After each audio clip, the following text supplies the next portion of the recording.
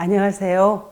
저희 한효문화재는 우리의 우수한 문화재인 전통 단청에 관심이 있고 전통 단청 문양을 계승하고자 하는 여성과 청년층 및 문화재수리 단청 장인들이 모여서 단청 문양을 활용한 수공예 작품과 문화상품 등을 개발하고 있습니다.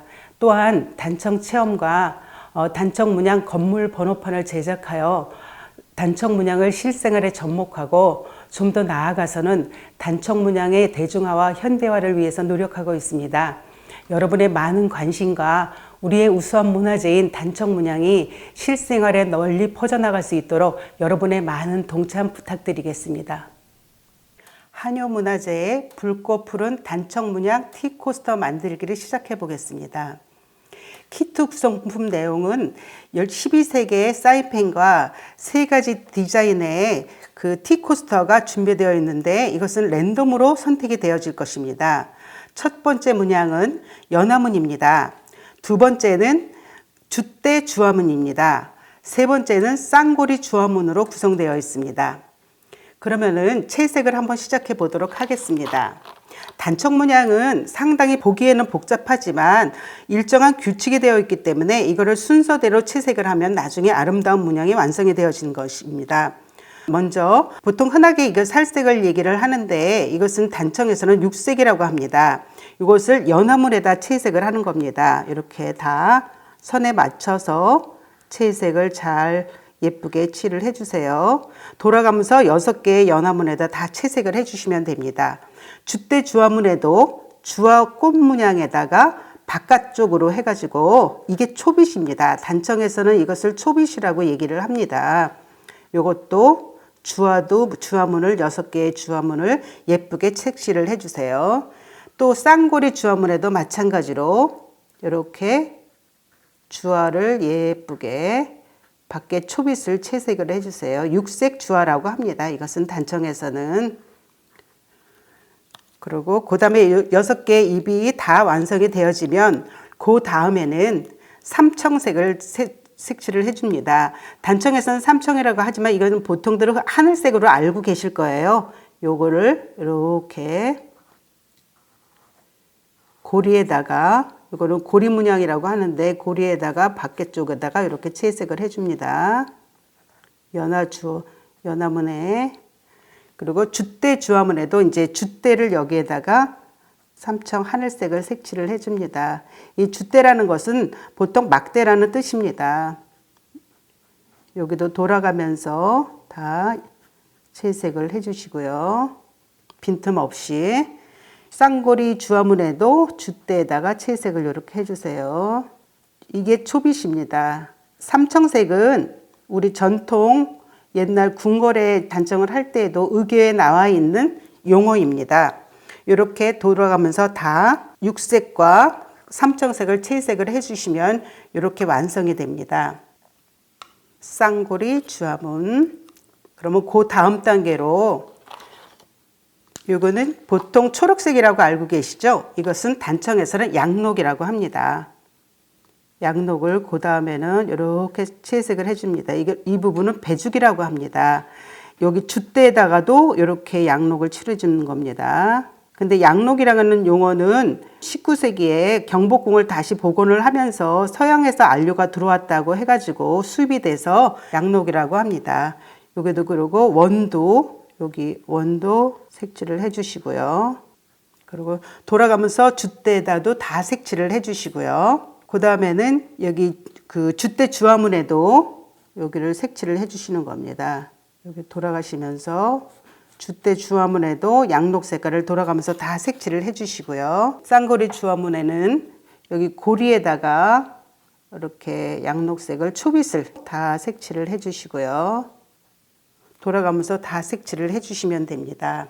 그리고 여기는 또 이거 장단색입니다. 장단을 이렇게 때에다가 장단을 색칠을 해주시면 됩니다. 여기도 마찬가지로 여기 소술, 요거는 Y자 형태의 문양입니다.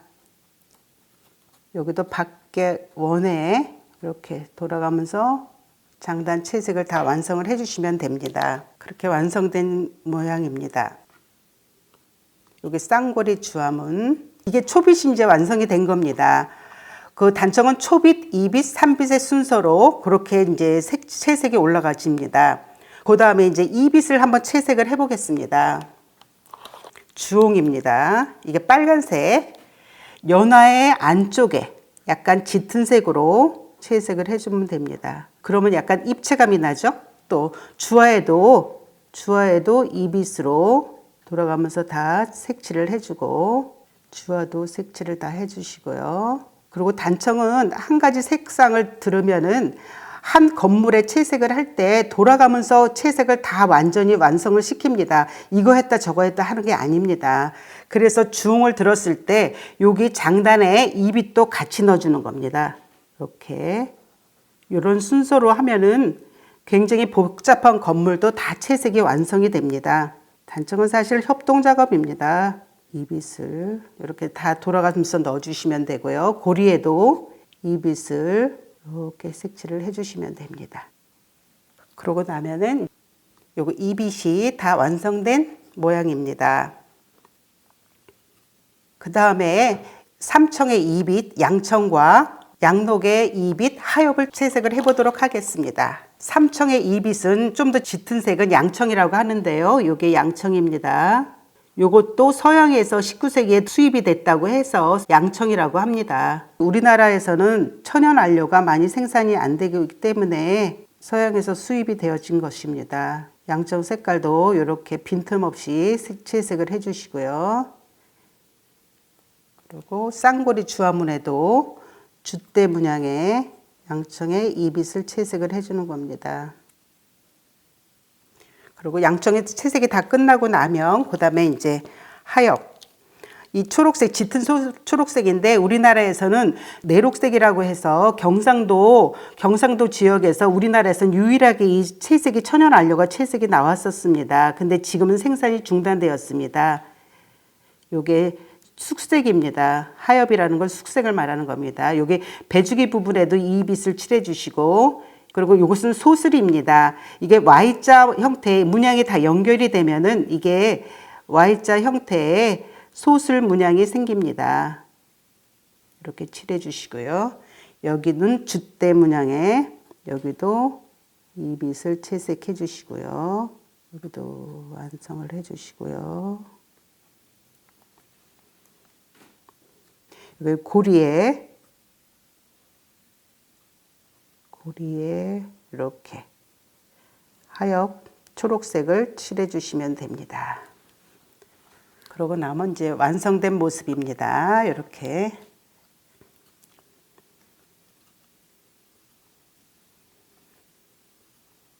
다음에는 이제 석간줄을 칠해 보겠습니다. 이것도 사실 바탕색이 초비실에서 먼저 하는 게 좋긴 한데 여기서는 그냥 다른 문양을 채색을 넣고 난 다음에 하겠습니다.